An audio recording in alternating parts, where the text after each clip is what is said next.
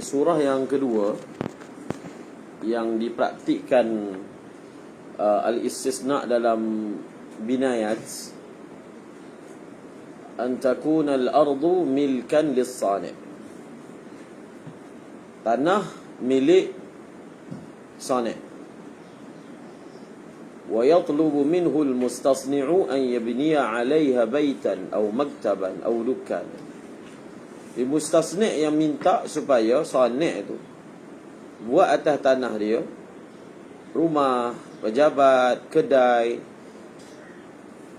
Wa minhu ma jara bihi al-'amalu, dan termasuk juga dalam perkara yang disebutkan tadi, apa yang diamalkan, anna sahibal ardil khaliyah, pemilik tanah kosong, ya'mal khittatan li bina'in kabir, dia telah membuat suatu lakaran ataupun lakaran bangunan yang besar. Contohnya buat mall, buat kondo, yang bangunan yang besar itu merangkumi syuqaq, sakniyah, untuk penempatan.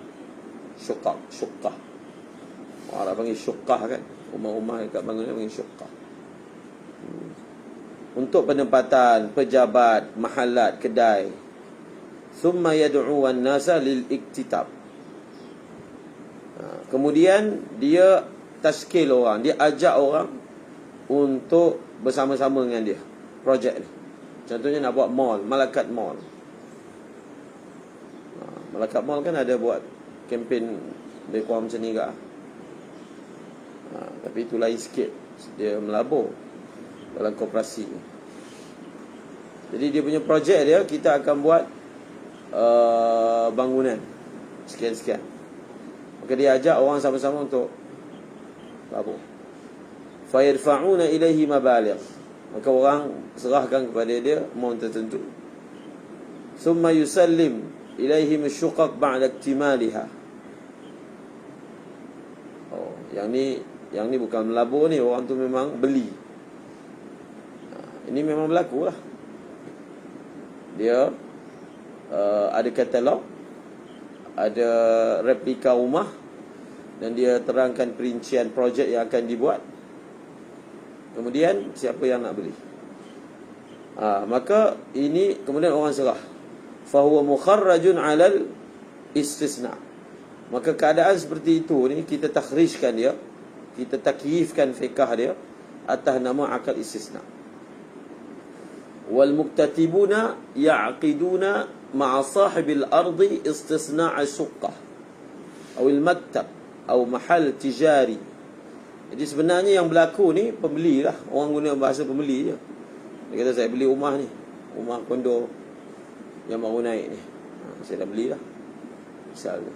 Jadi sebenarnya apa yang berlaku, akad yang dia buat tu, sebenarnya dia telah buat akad istisna' syuqqah untuk buat rumah, ataupun untuk buat pejabat, atau untuk buat premis perniagaan dengan ciri-ciri yang tertentu berdasarkan apa yang telah ditasmimkan, dilakarkan. Maka boleh tak begitu? Boleh dengan syarat istisna'. Boleh, dia kata. Walakin ma yaf'alu, tapi masalah yang berlaku, dia beli ni, dia bukan nak duduk. Ada jenis apa? Beli untuk jual. Dia beli dalam keadaan tak siap lagi kondonya, dia belum ambil kunci lagi, dia dah jual lah. Tapi sebenarnya kita ada perlindungan undang-undang. Dia tak boleh jual. Dia tak boleh jual. Kalau dijual pun tak boleh tukar nama. Segi hukum syarak pun tak sah. Sebab bila dia jual sedangkan dia tak dapat lagi benda tu, itu dipanggil menjual sesuatu sebelum qabad. Sesuatu sebelum qabad kan tak sah. Kalau syarikat-syarikat, dia sepatutnya tak boleh ada undang-undang, tapi adalah cara dia pintas undang-undang. Contohnya, kerajaan meletakkan syarat sebarang perumahan berapa peratus mesti jual kat Bumiputera, contohnya. Dia panggil kota Bumiputera. Tujuannya untuk melindungi Bumiputera. Supaya apa? Supaya kawasan penempatan itu ada juga Bumiputera. Sepatutnya tak dijual kepada bukan Bumiputera, tapi adalah dia punya pintasan terhadap undang-undang itu, sama ada dengan jalan rasuah ke, ataupun ada Bumiputera yang menjadi dia punya boneka dia. Faham? Bumiputera yang beli tapi dia punya, misalnya kan. Ataupun orang yang mana meluluskan ataupun tidak meluluskan itu dibayar rasuah, maka lepas. Okey. Dia punya gaji sebulan 2,000, orang tu nak bagi 10,000 rasuah. Sebenarnya sikit je 10,000. Dia kata ambil 10,000, bukan susah pun, buat tanda-tanda sikit dapat 10,000. Itu rasuah ni menggiurkan apa? Menggiurkan orang kan. Dia hanya perlu tanda dapat 1 juta.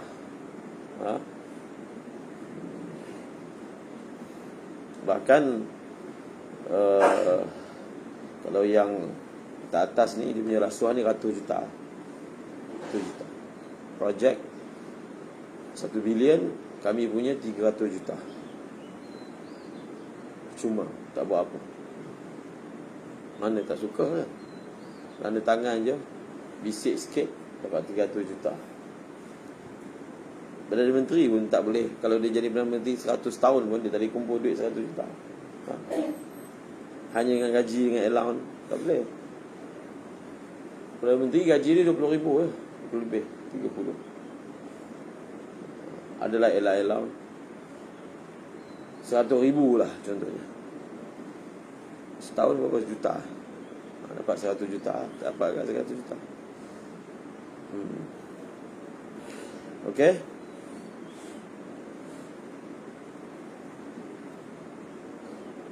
Tetapi apa yang dilakukan oleh sebagian orang, dia jual sebelum sempurna binaan, sebelum berlaku serahan, maka tak boleh.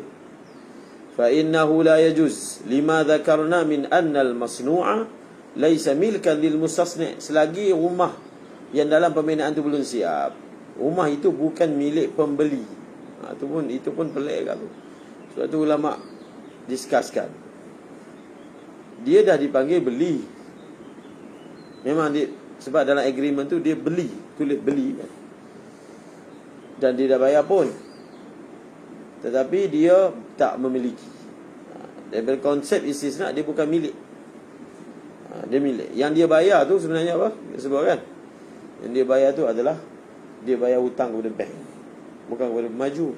Pemaju tu dia dah hutang dengan bank, bayar kepada pemaju. Tapi bayar atas nama istisna. Walaupun dia dah bayar, rumah itu bukan dia punya lagi, selagi belum serah. Sebelum ni kena sebut lah status dia. Maka bukanlah milik mustasni'. Fahuwa bay'un. Dia akan jadi surah dia, seorang menjual sesuatu yang bukan milik dia. Bukan milik dia. Maka dia tak sah. Berdasarkan nas hadis, Nabi larang daripada menjual sesuatu sebelum qabad. Kemudian wa yajuzu lil mustasni'i ishtiratu an yasna'ahu as-sani'u bi nafsihi. Fa idza ishtarata dhalika wa qabilahu sani' wajaba 'alayhi sun'uhu bi nafsihi. Boleh tak ini selalu berlaku? Orang tanya. Dia bila dapat satu kontrak, dia akan tulis memenangi kontrak. Kontrak ini menang, faham? Sebab dia kena masuk dalam apa? Pencalonan. Apa bahasa dia panggil? Dia kena lah bagi dia punya spek apa semua, harga. Kemudian dia dapat contohnya, maka akan ditulis syarikat ini telah memenangi kontrak bernilai berapa. Okey. Sekarang ni bila dia dapat kontrak, boleh tak dia sub? Itu panggil kontraktor sub. Akhir sekali dia sub. Sub ni sub kan? Subcon dia panggil. Subcon. Dia bukan induk. Kalau induk dia panggil apa? Induk tu dia yang dapat. Contohnya Sapura Energy. Sapura. Tahu Sapura? Syarikat Sapura Melayunya. Yang Seri apa? Syamsuddin Kadir. dapat tender Saudi lah, mana lagi UAE, bernilai 1 bilion lebih. Dapat kan? Masyarakat Sifulan dapat sebahagian daripada projek MRT. Contohnya projek itu 20 bilion. Jadi 20 bilion ni bukan satu syarikat je dapat, dia pecah-pecah. Faham? Bagi dan sepatutnya kena bagi kat kontraktor Bumi Putra juga, ada juga bahagiannya. Daripada projek 20 bilion bagi kat satu syarikat, dia memang kaya bila bagi bahagian ni, syarikat ni dapat bahagikan. Okey, sekarang ni dia sub pula. Dia tak buat, dia sub. Faham? Kadang-kadang kontraktor Melayu suka buat macam ni, sub. Sub ni dia dapat duit, tak payah buat kerja. Dia dapat, dia full sub. Keseluruhan projek tu dia sub kat orang lain. Faham? Itu lagi teruk lah. So soalannya, boleh tak dia sub? Dan kalau dia ni kontraktor subcon, boleh tak dia ambil? Dia kata saya dapat ni. Contohnya, dia sub ni bukan semua tak boleh. Sebab bila dia dapat satu projek buat mall, buat kondo, buat hospital, so dia boleh subkan, kerana dalam terma perjanjian tu dia boleh subkan kepada orang lain, tapi bukan semua. Contohnya dalam perkara pembentungan, dia subkan pada satu syarikat untuk buat. Dalam bahagian pembekalan, contohnya anak Perdana Menteri keempat dapat kontrak apa, membekalkan perabot-perabot kepada semua bangunan kat Putrajaya kan, bangunan kerajaan. Jadi orang yang dapat kontrak ni, dia punya kerja senang lah. Dia tak perlu menega. Faham? Dia siapkan kerja je. Kalau orang menega ni nak cari pelanggan, tak, dia confirm pelanggan dah ada, confirm dapat pelanggan, memang mampu bayar surat kerajaan. Itu orang kerja kontrak tu. Faham? Orang menega ni kena menega, tak tentu lagi dapat pelanggan. Ini pelanggan confirm. So dapat projek membekalkan perabot kepada semua bangunan kerajaan di Putrajaya, semua perabot. Ataupun dapat kontrak untuk minyak. Kenderaan yang kerajaan punya kenderaan ni, dia kan isi minyak, kerajaan yang bayar. Dan ada berapa ribu kenderaan yang kerajaan punya, banyak. Jadi ada syarikat yang dia dapat kontrak itu, syarikat minyak. Contohnya, apa nama syarikat tu? Yang warna yang biru tu? Lupa dah nama dia. Petron. Sebab jarang Petron dapat misalnya. Untuk apa? Semua kenderaan kerajaan isi minyak di situ. Jadi itu dipanggil mendapat pelanggan yang pasti. Tak payah nak bergelut nak dapat pelanggan kan. Dan memang bayaran pasti dapat, sebab dia berurusan kerajaan. Secara umum ni kerajaan ada duit lah untuk bayar. Itu pelbagai kontrak. Sekarang ni dia boleh sub tak? Terpulang mengikut terma. Kalau dalam terma, tidak boleh dia serahkan orang lain, sebab memang syarikat itu dipilih kerana kualiti mereka dan pengalaman. So kalau dia serahkan kepada orang lain, sedangkan kita pilih syarikat itu berdasarkan kemahiran dan pengalaman dia. Kalau orang lain tak boleh lah buat macam ni buat. Memang disyaratkan begitu, so dia tak boleh sub. Dia sendiri kena buat. Tapi kalau tidak ada syarat seperti itu, khususnya projek besar, memang boleh sub. Contohnya masa buat bangunan quarters, nak buat bentung bawah tu kan, kena korek, kena pasang semua tu. Jadi kontrak itu tak buat, so dia sub syarikat lain. Masa tu yang buat tu syarikat abang saya ya. Jadi dia kata boleh saja mustasna. Kalau contohnya kontrak tu kontrak kerajaan, dia letak syarat bahawasanya syarikat yang diberi kontrak ni dia buat sendiri, dia tak boleh subkan. Faham? Boleh letak syarat. Kalau ada terma macam tu, So syarikat tak boleh sah. Sebab akad itu dipanggil bukan al-ijarah fi zimmah dah. Ijarah dua kan. Satu ijaratul ain, ijaratul zimmah. Ijaratul ain, kita memang upah dia secara individu, dia. Maka dia kena buat, baru dia berhak mendapat bayaran. Satu lagi, kita upah dia sebagai orang bertanggungjawab, siap kan. Dia nak siap sendiri ke, dia nak sab ke, pulang. Faham? Itu lain pula. Macam contoh, orang yang buat bisnes upah haji. Sekarang dah kurang lah, tak ada. Jadi macam mana? Dia ada dua keadaan. Satu, orang upah kita. Satu, syarikat tu, pelanggan dia mendaftar dengan dia untuk upah haji ke upah umrah. Maka bukan syarikat tu yang akan buat. Bukan orang dalam syarikat tu pun, dia carilah orang. Maka dipanggil akad tu ijarah zimmah. Dia bertanggungjawab untuk settlekan benda tu. Faham? Sebab tu dalam lafaz akadnya, kami menyerahkan RM500 misalnya, umrah kan, kepada ni, kepada syarikat fulan untuk menghasilkan umrah kepada kami. Faham? Hasilkan umrah. Hasilkan umrah maksudnya dia akan carilah orang yang sesuai untuk buat umrah badal. Tapi kalau individu, dia secara individu telah buat akad dengan syarikat supaya dia buat badal kepada orang dia tak boleh pula sakkan orang lain. Faham?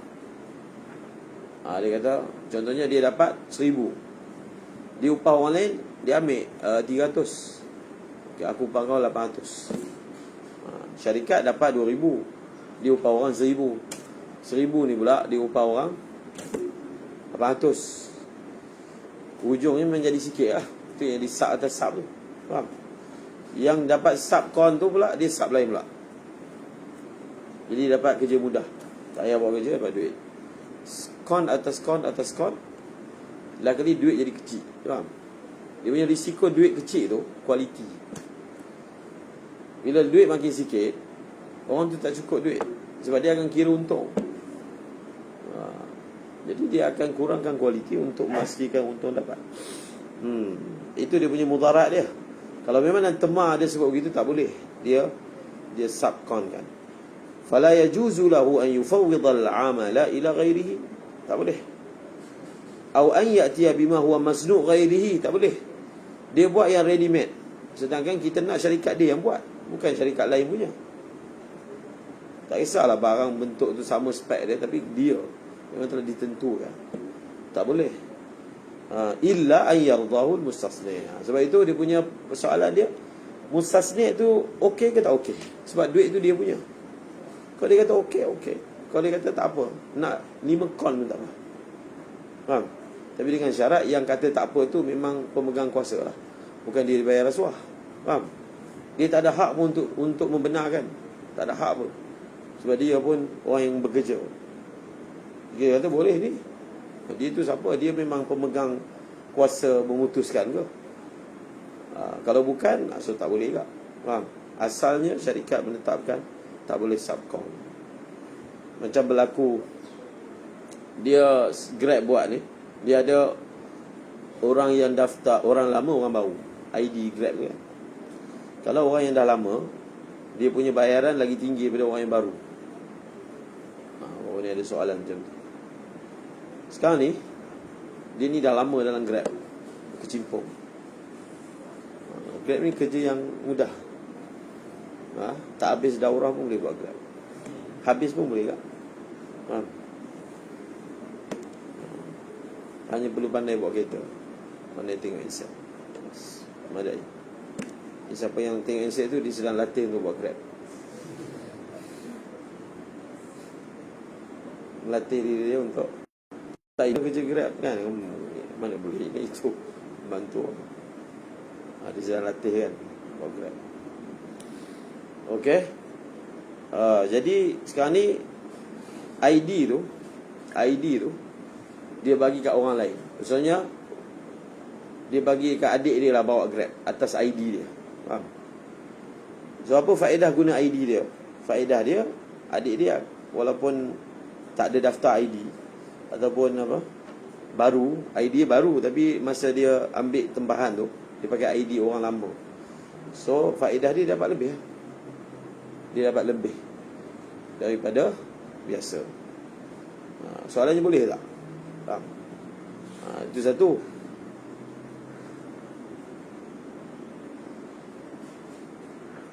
Satu lagi, ID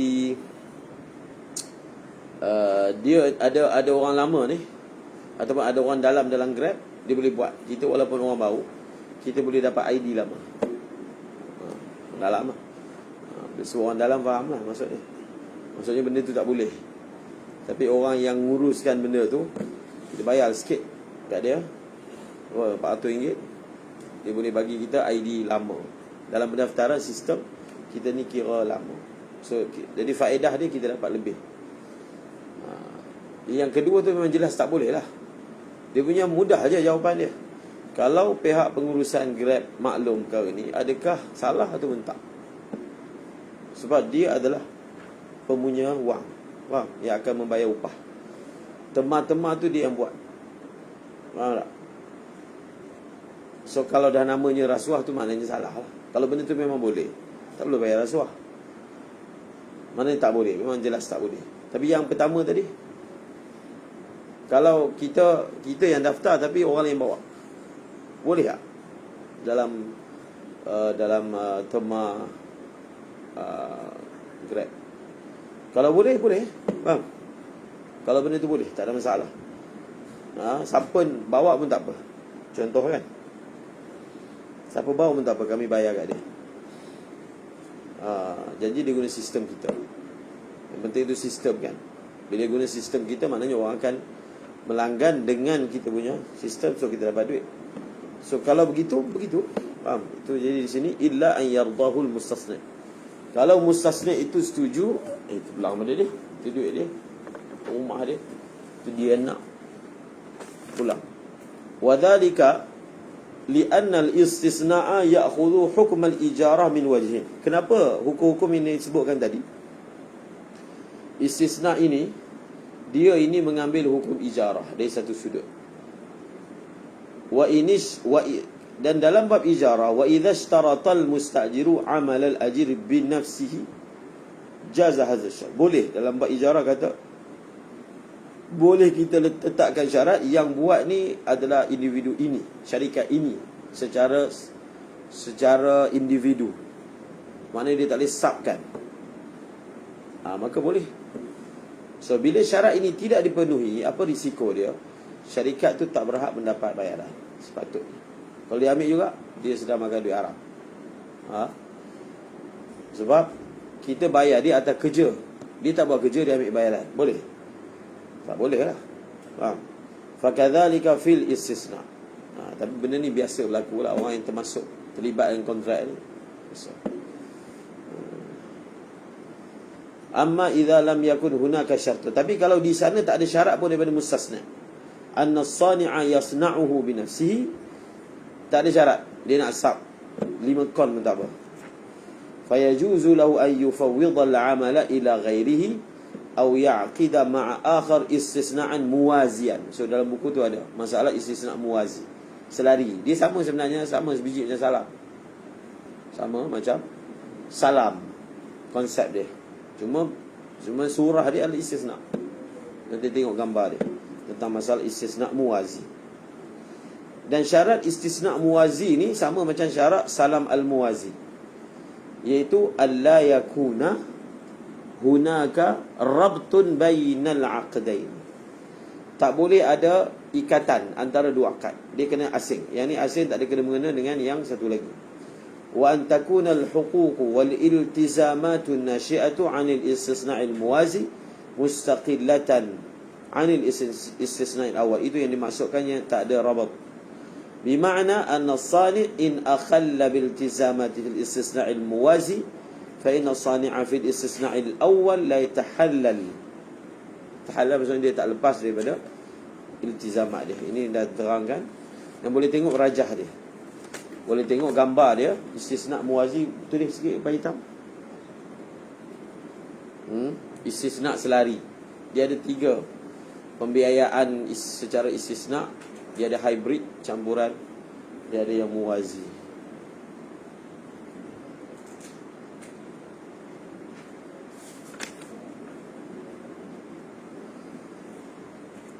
Allahumma salli ala sayyidina.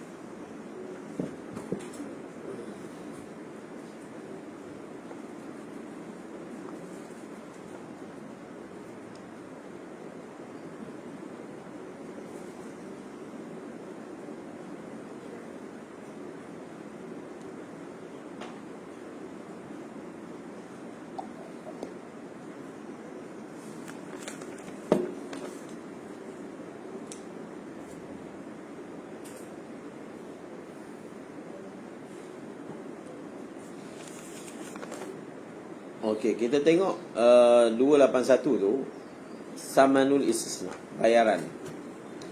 Dan saya bagi contoh semalam kan. Okey. Kita telah buat akad istisna. Orang tu dibuat bangunan atas tanah kita. Ataupun kita buat atas tanah ni. So dia boleh bayaran sama ada fully duit. Boleh. Ataupun bayaran tu adalah bangunan. Kita akan bayar pada dia. Sebahagian unit dekat rumah, dekat kondo ni dia punya, faham? Pun boleh tak? Unit pejabat dekat KLCC, misalnya Ananda punya, boleh. Jadi cuba tengok di sini ada beberapa hukum hakam berkaitan dengan pembayaran istisna. Yang pertama, yajibu an yakuna thamanul istisna ma'luman. Berapa bayaran tu mesti maklum. Berapa nilai kontrak ni mesti maklum. Maksudnya yang akan diperoleh oleh kontraktor tu maklum. Dia tak boleh majhul. Ini memang basic kepada muamalat. Dia tak boleh benda majhul. Tak apa, buat je. Kita bayar memang terbaik. Kita akan bayar dengan harga yang kamu gembira. Berapa? Tawakal. Buat je. Saya tanya. Tak boleh kan? Tawakal.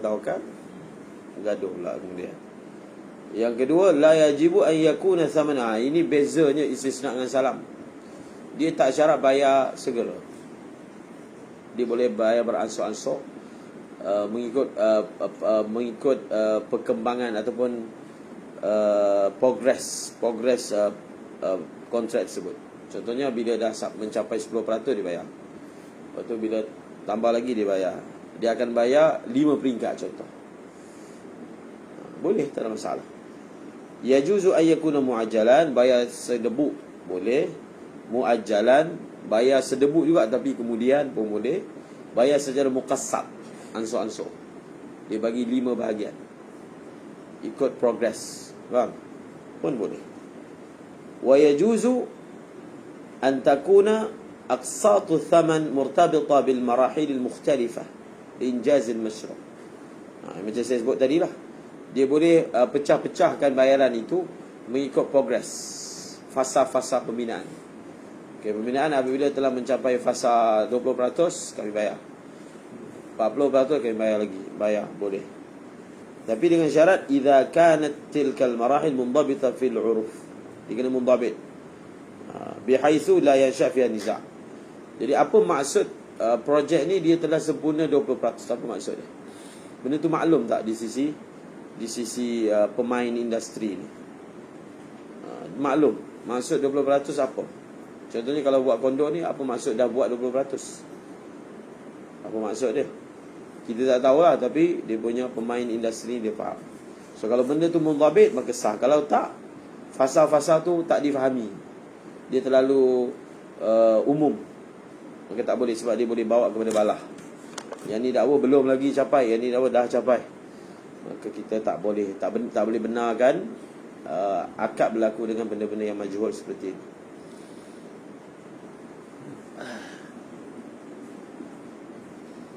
Dan duit yang dibayar tu, dibayar sama ada lamsam ke dan seumpamanya, dia adalah milik sonet. Dia punya. Dia dah boleh guna dah duit tu.